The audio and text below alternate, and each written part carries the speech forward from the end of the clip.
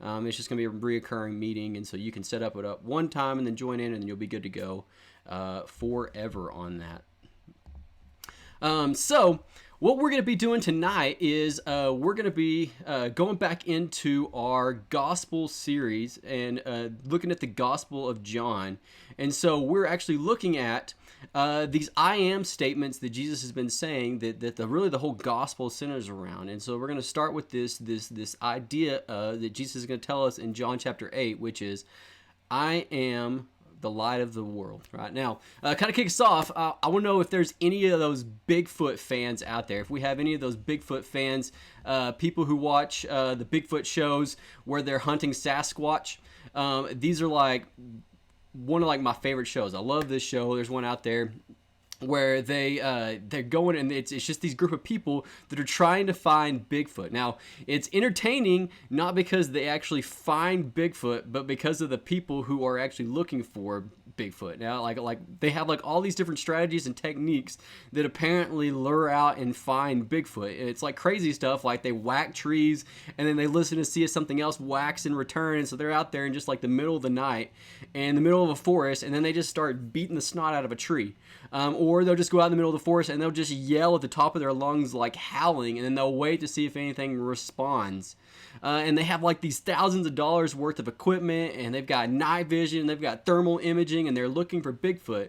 And I don't know how they know that any of this stuff actually works for finding, how any of these techniques are actually good for being able to get Bigfoot to come to them, because so far nobody's actually gotten Bigfoot to come to them.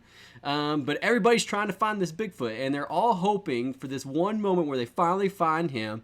And they've got all these phones and videos, and they've got GoPros strapped to themselves because they're hoping to catch a picture and a video of Bigfoot so that they can finally prove to everybody that Bigfoot exists, right? Because basically pics or it didn't happen, right? And so you guys might have heard the phrase, seeing is believing. Right, well, that's really the theme for this week's statement of I am the light of the world. When he says I am the light, the implications of that is that we see. And he says that he sees, and he goes on and he says this in chapter 8. In verse 12, he says, I am the light of the world. And then in verse 30, he says, as he was saying these things, many believed him. And so the implication of seeing the light is belief. Right, and so that's where we're going to be. So we're going to begin in chapter 8, verse 12. And so we're going to jump over there to verse 12, where he says, I am the light of the world. Whoever follows me will not walk in darkness, but will have the light of life. Right? He's saying whoever follows me will not walk in darkness, but will have the light of life. And surprisingly, he never actually mentions light again in the whole chapter. It's as though he goes off on this detour because of an objection that these Jewish people raise against him. Right? Now, what we see is Jesus does this all the time. That he lets somebody kind of take him on a detour. But what he does is he handles this detour in such a way that it really illuminates the starting point. And I use that phrase illumination as a pun tonight because we are talking about the light of the world. And the starting point for his detour is this phrase, I am the light of the world. And then he uses this to illuminate the path to the destination, which is he says these things and many believed him. Right, so it turns out that it's not a detour after all, that the dominant focus from these verses, from verse 13 all the way down to 29, is a detour. It seems like it's a detour away from I am the light of the world, but it's actually a testimony and about Jesus, who Jesus is, and his relationship with God the Father. And at least 7 different times in this passage, Jesus points to the fact that he is from the Father, and he speaks on the authority of the Father, and he is going to the Father, and he does nothing on his own. He only does what the Father tells him to do. And so his claim, in other words, that he has authority is not his owing to... his claim, then, is not him owing to any human origin. It's him owing to the relationship with God the Father. Right? So imagine the greatest human authority you can. And that greatest human authority is going to say, I don't pretend to have that. He's saying, imagine, the greatest human authority you have. And he says, I don't pretend to have that authority. What I can claim is that I speak from God and for God and as God. And I don't testify to any autonomous human greatness. What I claim in And under all I say and do is that I am. And he says in verse 24 that unless you believe that I am he, and we add that word he to our English translation, but the original translation doesn't have that there. It's believe that I am. And we talked about this statement in our kind of opening weeks. And when he's saying I am, he's really echoing this word that God spoke to Moses, where he says that this is my name, I am. And they called him Yahweh, and that's what Yahweh means, is I am. He says, unless you believe that I am, so he's basically saying I'm God. Unless you believe that I am God, you will die in your sins. And so Jesus is not saying that I am light. So what Jesus is not saying is he's saying I am light, and light testifies for itself. When you see light, you don't need someone to tell you that it's light. Right? When you see light in your house, it's the middle of a dark night, and you're in your house and it's dark. You don't need someone to tell you that you see a light in your house. You just know it's light. Now, if you're in that dark house and you see this light, you may be confused at where that light's coming from. Is it coming from the microwave? Is it coming from, some device that's been left on? Where's this light coming from? You don't maybe know that, but we know what light is. And what he's saying there is that you're not confused, and so light doesn't testify for itself. You see it and you know it. Now, if light exists but you cannot see it, and you're not able to recognize light, well, we refer to that as something else, which is being blind. And so the problem is not on the light for not shining, it's on you for not being able to see the light, which is Jesus' point. And so they question who his Father is, and his response is, if you knew me, you would know my Father. But you don't know me, and so therefore you can't see. And so the reason I'm saying the emphasis on Jesus' relationship with his Father is not really a detour from verse 12 where he says, I am the light of the world.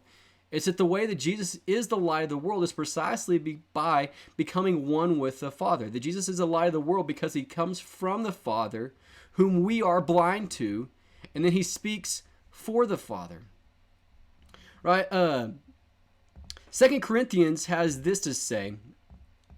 It says in 2 Corinthians that if the gospel is veiled, it is veiled for those who are perishing. The God of this age has blinded the minds of unbelievers, so that they cannot see the light of the gospel that displays the glory of Christ, who is the image of God. And so what this verse is saying, it says the God of this age, which is Satan, which is the devil. And it says that we have been blinded, that our minds have been blinded, that unbelievers' minds have been blinded. If you don't believe in Christ, you cannot see, right? Again, it's linking belief with ability to see.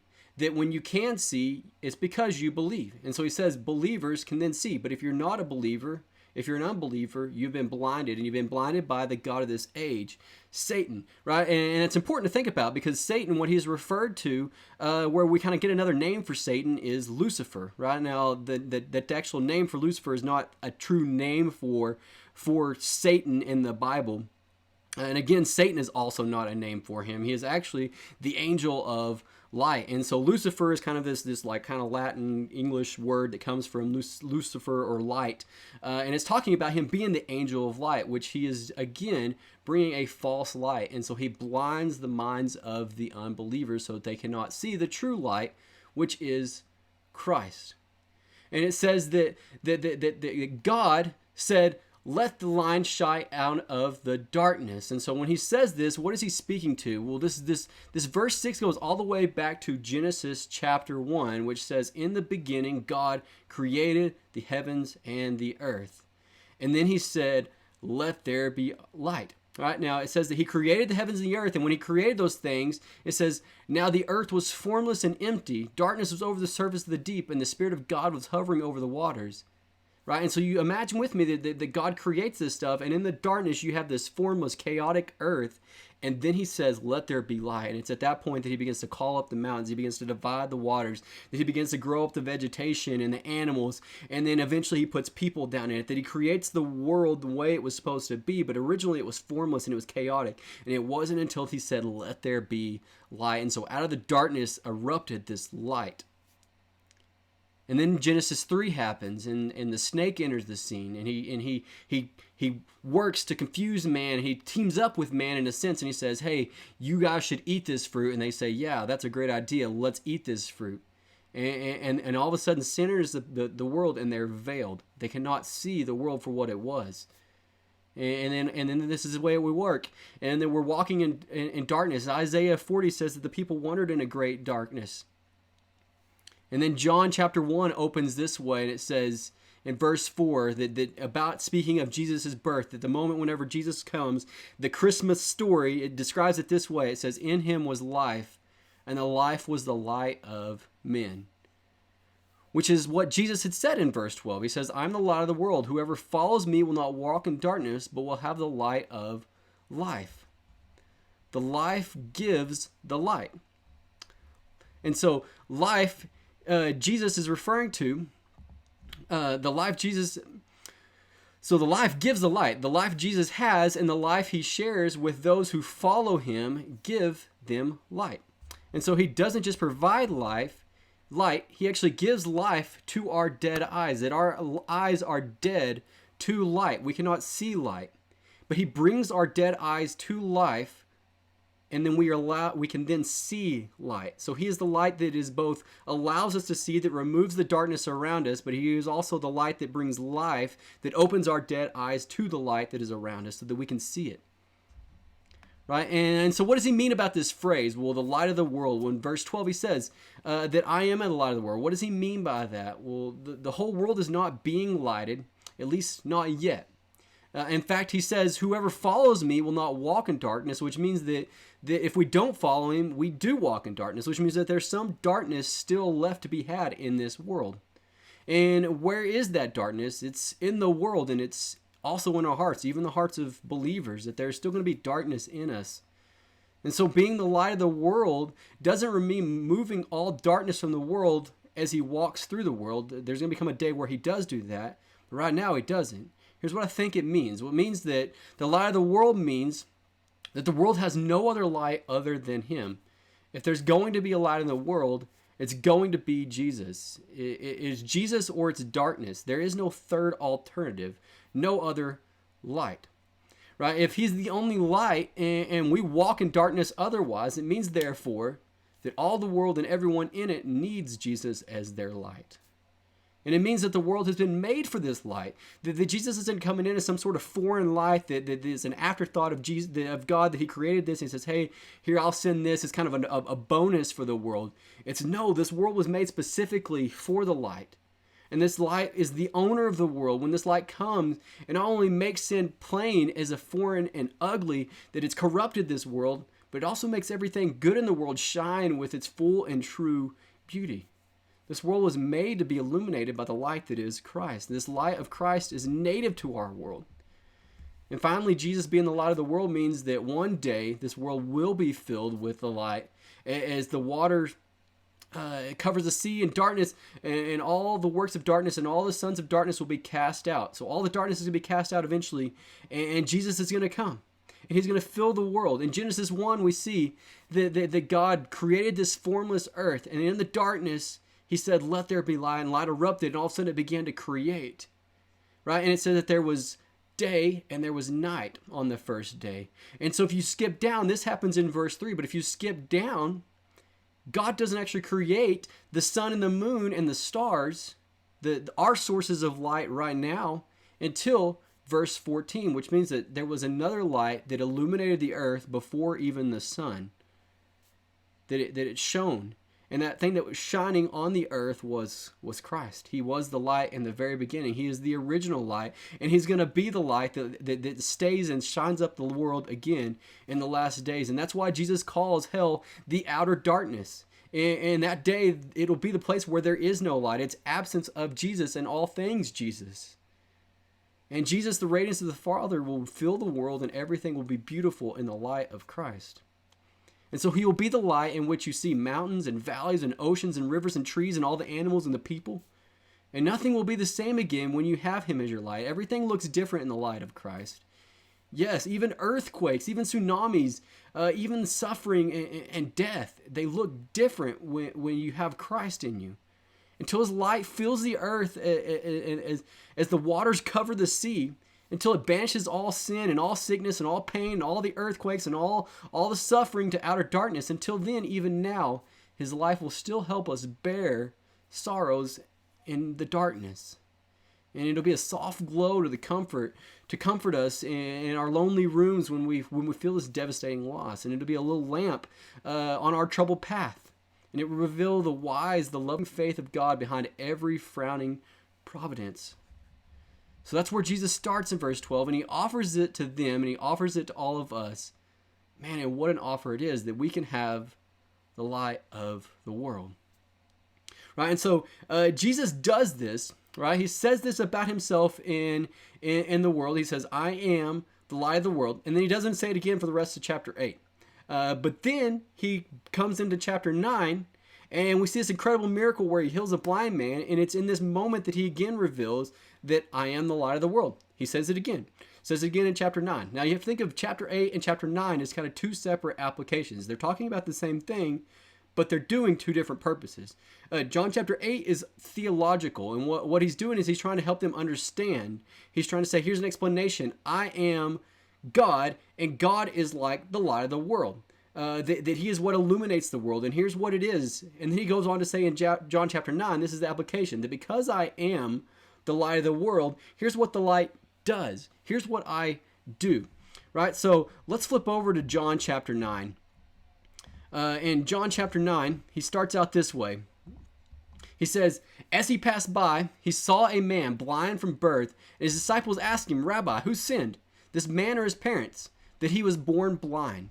Right? So he starts out in verse 1, and he says, this man was blind from birth. Right, which means that he cannot see because he cannot see not because there's no light to be had because other people can see around him, but because he can't see. His eyes don't work for him to be able to see what's going on, which is what Jesus said that he was here for as the light of the world, to help us see. And they want to know, why is he blind? And this seems like such an odd question to us in our time, but for them, they believe that sin caused illness. And so for some of us even, we kind of have that kind of guiltiness in us where we think that the bad things that happen in our life is punishment, that we invited bad things into our life because of the sin in our life. And so every time we do something wrong, it means that we're going to have some sort of bad effect. Now, that's not the Bible, that's karma. And the Bible doesn't teach karma.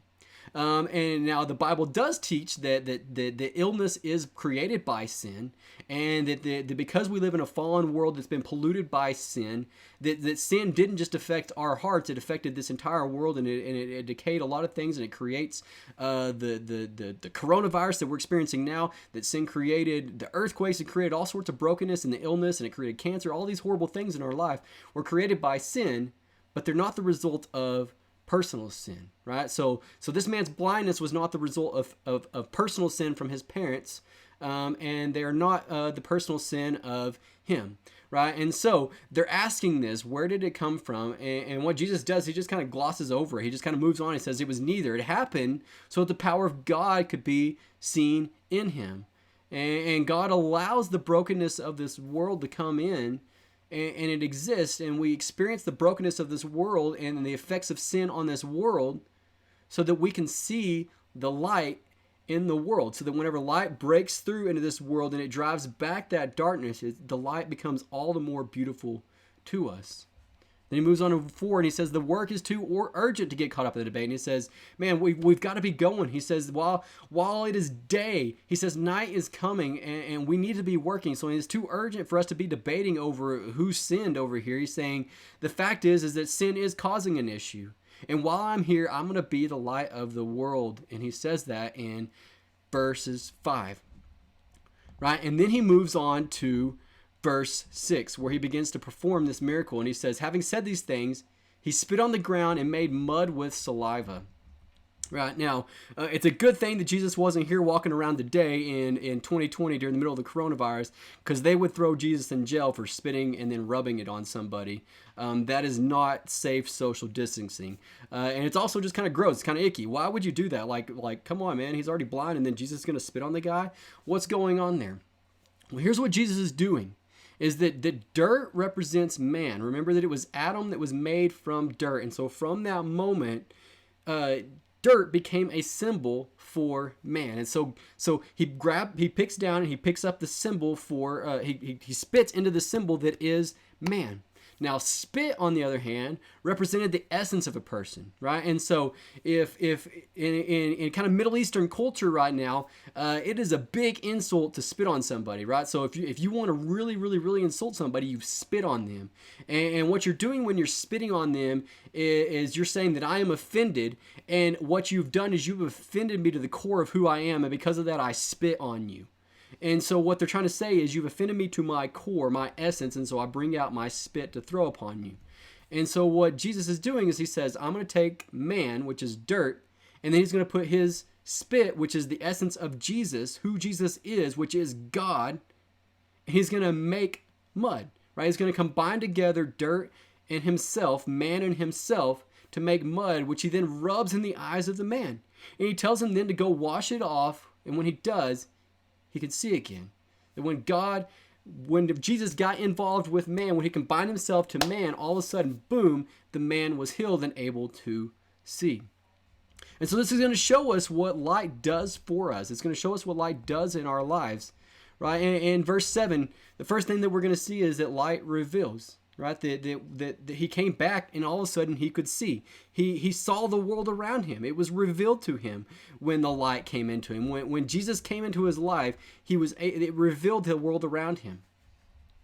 And so if we were to say, I see something, if I was to hold up a cup or look at an object in the room and say, I can see that object, technically we aren't really seeing that object. What we're seeing is the light bouncing off of it and coming into our eyes. That light is going and hitting that object and then bouncing to us, and then we see it. And if you want to get really technical, the colors that we see exist because the light has been absorbed, and so we're actually seeing the reject light, that the light that it couldn't absorb is being bounced back at us, and we see that leftover color. And so if the light goes off, we're not going to be able to see it, because what allows us to see the objects is the light. And so without light, it cannot be revealed to us. And if you use different colored lights, you're going to see objects differently. And so the light is depending on how we actually see the objects around us. And so light reveals. And for Jesus to be the light of the world, it means that he reveals the world to us for what it truly is. Now, the next thing we see is that light exposes darkness. He says, go and wash, right? That he put this on him, this muddiness. And so he does this kind of for several reasons here. But one of the other reasons that he's doing this here is he's saying, go and wash this off of you, to go and do. Right? He's commanding him to go now, based off of his words, to go. And so what happens when the light comes into our life is we light the good stuff, right? That it reveals the good around us, but it's hard to take the bad that it shows. And it shows the darkness in our lives. And what happens is we have this kind of secret sin in our life that we like to keep hidden. And when the light comes in, it wants to expose that. But here's the truth, is that secrets in our lives are where the enemy gets in. And that's where he takes hold.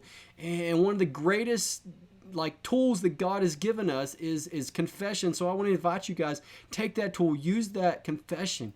Use it while you still have time, because sin will catch up to you. And he's given us this ability, and it's going to be embarrassing. In fact, we're going to be exposed. We're going to be exposed. And when we think about that word exposed, it kind of creates this vulnerable, not good feeling in us, right? That if we think about being exposed, like all of a sudden those dreams we used to have where we are at school in our underwear come flooding back to us, where we feel completely vulnerable and everybody's laughing and pointing at us.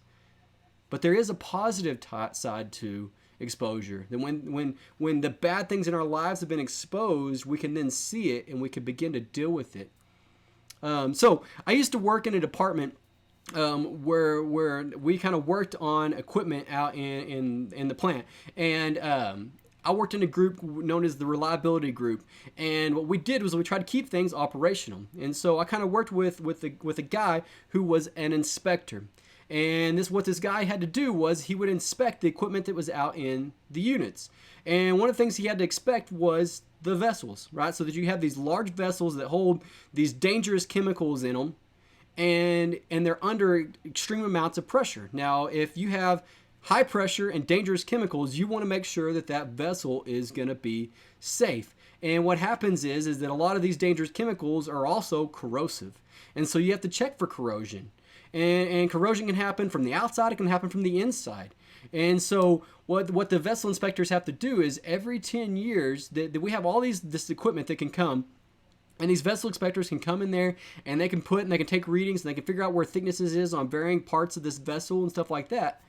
But every 10 years they're required by law to actually go in and inspect these pressured vessels. They have to actually flood everything out of there, completely clean it out so it's safe to go inside, and then the inspector has to physically climb inside these vessels to take a look for himself. He has to actually see what is going on there. And the reason for this is that even with all the technology we have, it still cannot match the ability of a person to go in and physically see with his own eyes what defects might be going on. That he can spot, hey, there's something wrong with this weld. Hey, all of a sudden I've got a pitting problem that's going on over here. And he sees these things. And the reason he goes in there is to be able to see and find the problems. And what happens is when he finds a problem, it's frustrating for a lot of people.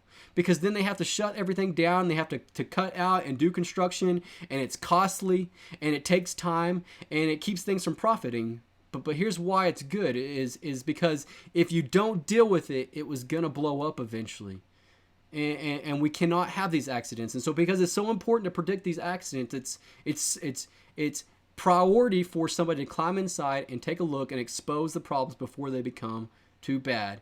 And that's what the light does in our lives. It exposes the darkness, right? If you have a medical issue, if you have something, you go to the doctor and the doctor checks you out and he says, hey, you've got something wrong. I've diagnosed you and there's something wrong here. That's a good thing because he says, I found it and we can go with it. You've got a check engine light in your car that flashes on. It means that you can go and get that checked out. Now, it's going to be costly and it's probably going to hurt and there's a lot of stuff that comes with it, but there's a problem and you know about it, so you can therefore fix it. And the light does that for us. And then the last thing we see is that the light transforms. Light transforms everything, right? In verse 8, it says, isn't this the man who was formerly blind and begging? He used to be this way. He used to sit and beg and he was blind. And now all of a sudden he's seeing, he's walking around like one of us. Right? I think about this in chemistry. One of the ways that you can create a reaction is you run something through a UV lamp. And what happens is the light actually creates a reaction. And we know that light can create and change things. That the light shines on our front lawns and all of a sudden grass and flowers and all sorts of things bloom up. That life pops out of the ground because the sun shines on it. And we know that with our skin. If we lay out in the sun too long, our skin is going to transform into just a beaming red hot mess that hurts really bad, right? Light has the ability to transform. And so it's in the beginning that light came before the sun, the moon, and the stars. And he says, let there be light. And it changed everything. That you had this formless earth that was in chaos. And he said, let there be light. And all of a sudden order and form and all of the mountains and the streams and the plants and the sea was filled with fish, and the earth was filled with animals. And then he created Adam and he created Eve, and all this was formed. And the light came in and it changed a formless and chaotic world into something that was beautiful. And what's interesting is you think about this man who came in contact with Jesus. He never actually saw Jesus, right? He was blind. And when Jesus leaves, the guy now has mud on his eyes and he is still blind. He never got to see him. And we find out later that the Jewish people come to question him, like, who was it that healed you? And he's like, I don't know. I just know his name was Jesus. And so he never actually saw Jesus. But he had his words and he felt him working in his life as he rubbed his eyes with this mud. And it's the same with us. That we don't see God, but we do have his word. We do have the Bible where he speaks to us, and we can feel his works in our lives. And so we may never see God, but and the same thing for this man. He never actually saw Jesus, but for him, it was enough to know I need to go to the pool of Siloam and I need to wash. I need to wash myself. And in doing that, he gained his sight, right? And so he had belief that Jesus was who he said he was based off of just this little bit that he gave him. And it was enough for him to have sight to go and walk to this pool. And he knew enough to be able to go and have his sight restored. And it's the same with us, that we've been given his word. We've been given an ability to feel and know that he's working in our lives. And that's enough for us. That's the light that we walk by. And so he listened and obeyed. And so not all the darkness is going to be taken away from our lives, but we have enough light to walk in the light because we've been transformed. Right? There's a newness to us. And so I want to close with this from Matthew chapter 5. Jesus also says this in Matthew chapter 5. He says, you are the light of the world. And so he's talking to all of us. He says, you are the light of the world. If you are a believer, you are the light of the world. You are a city set on a hill, and it cannot be hidden. Right? It says that you sit atop of a hill. And the thing about the hill is that a city that has light on top of a hill, everybody can see it no matter what. It's always going to be there because nothing can hide it. He says if you have a light and you put a lamp under it, if you take that light and you put a basket over the top of it, that doesn't make any sense because you wouldn't light a candle and then put a basket over it. That would be useless. And he says, no, instead the light is lit so it can light all the house. And he says, in the same way, let your light shine before others so that they may see your good works and give glory to your Father who is in heaven. And so I think about this, that he says, we are lights. Well, how are we lights, right? We were blind, and it says all of a sudden, he is the light, and so he opens up the light, and so the light comes into us, but it was never meant to end with us. In fact, what it's meant to do is to bounce off of us, and so we are fully illuminated, and then we're meant to illuminate other people. We're meant to illuminate the world around us as well. Right? In the beginning, it says we were created in his image, that we were meant to reflect God, that we were supposed to reflect the light of the world. And so I think about this, that these friends of this man came to the blind man. They said, man, isn't that him? Isn't that the man who was? And he begins to tell them about Jesus and what Jesus had done for their lives. And so I hope that that's our prayer tonight. I hope that that's on our hearts tonight, that we see and cherish the light. And we thank the light because we've been given this ability to see the light for the beauty that it was, because we were blind and now we see. And now we see. And because of that, we want to help other people see, and we want to show them the light and that's in our lives. We want to share that light with them. And so what I want to do is I want to pray for you guys. And then what's going to happen is we're going to actually try to get back to a little bit of some normalcy here with Catalyst. Not completely normal, but Anna and Alicia I'm going to kick it over to them, and they're going to lead us in a little bit of worship. And so I just encourage you guys to stick around and listen to those guys, and just to worship with them wherever it is that you're in your home. Maybe you guys want to worship as a family. Maybe you're sitting around with some siblings and you guys just want to worship together. You can worship. You can close your eyes, however you want to do that. But I want you guys to be thinking about this light in your lives and what it means for Jesus to be the light in your lives. To let that be the prayer on your heart as you move into this time of worship. And so let me pray, and then we'll kick it over to those guys.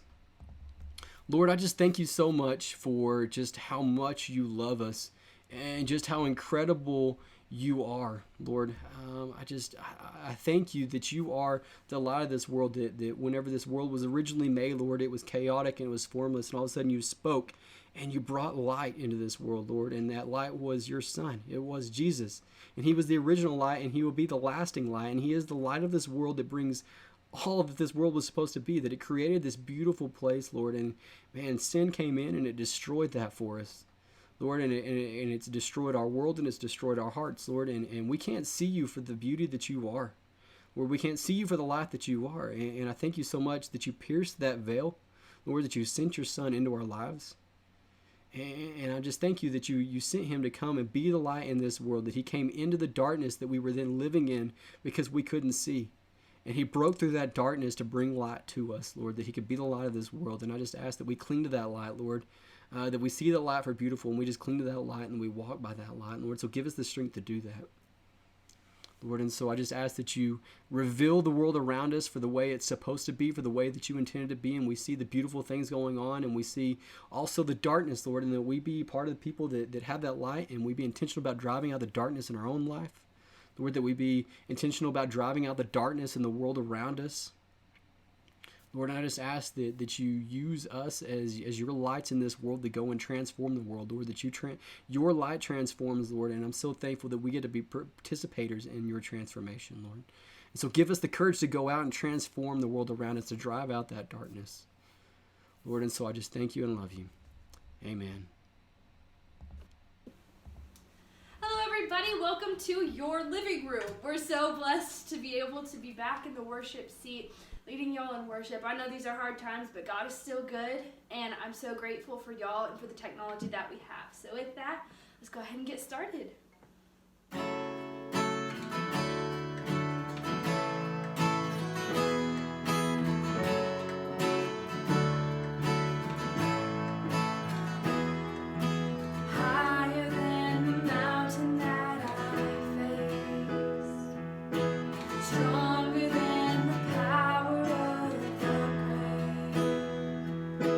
Constant in the trial and the change. Just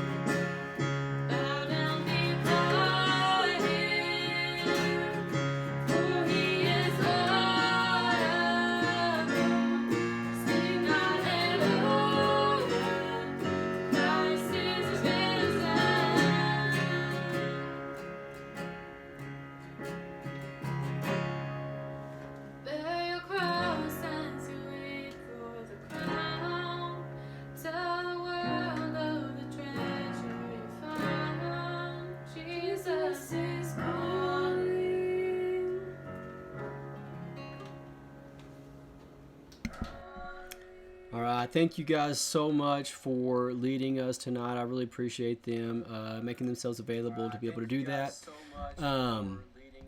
I do want to say to you guys that I hope you were encouraged tonight, and I hope that that tonight you leave just a little bit closer to God. And so what we're going to do is we're going to start some questions here in just a moment. I do want to say thank you guys so much for tuning in. I really long for us to be back together, but I'm so thankful again to be able to just hang out with you guys, to get to laugh with you guys and see all the funny quips that you guys have done tonight, as well as just seeing that the comments. I really miss getting to be with you guys, and I long for that day.